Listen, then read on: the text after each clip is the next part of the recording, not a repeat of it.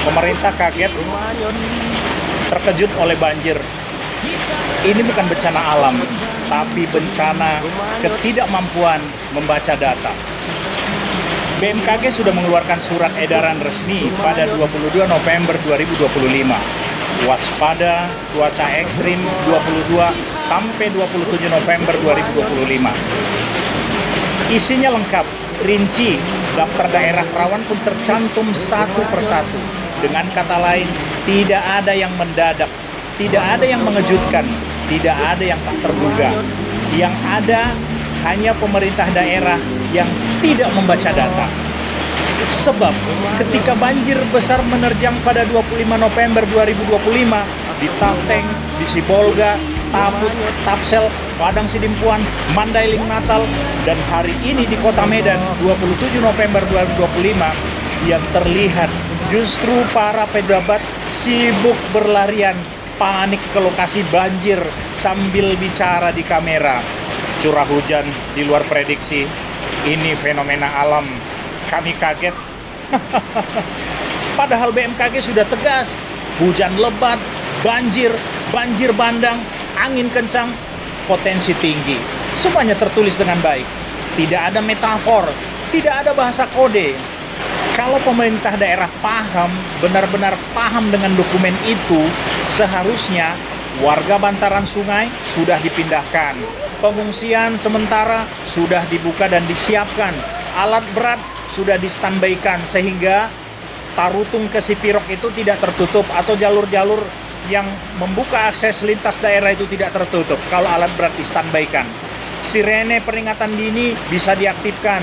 BPBD bergerak sebelum air naik dan camat, lurah ya hingga ke kepala desa tidak baru turun ke lapangan ketika genangan sudah sepinggang, tapi mereka mestinya turun sebelum bencana itu terjadi.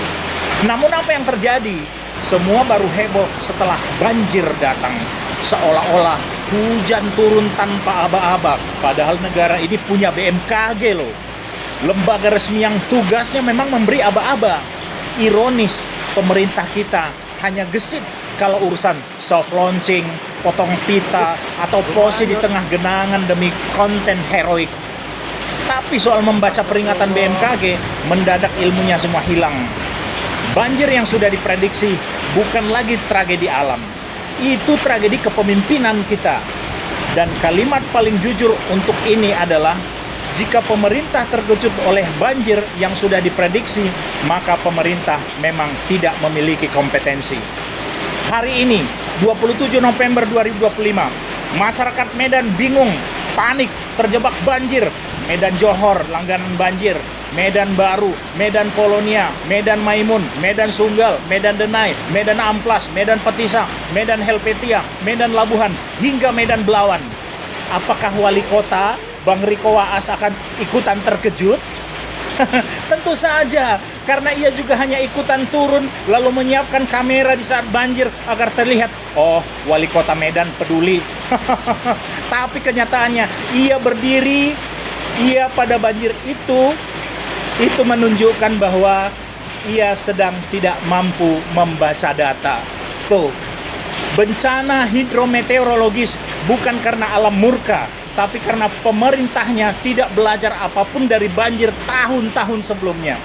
Dan hari ini, Tapteng, Sibolga, Taput, Tapsel, Padang Sidimpuan, Mandailing Natal, dan Medan sedang membayar harga besar dari sebuah kelalaian besar dari pemerintah yang tidak memiliki kompetensi dalam membaca data BMKG, apalagi mengubahnya menjadi kebijakan mitigasi.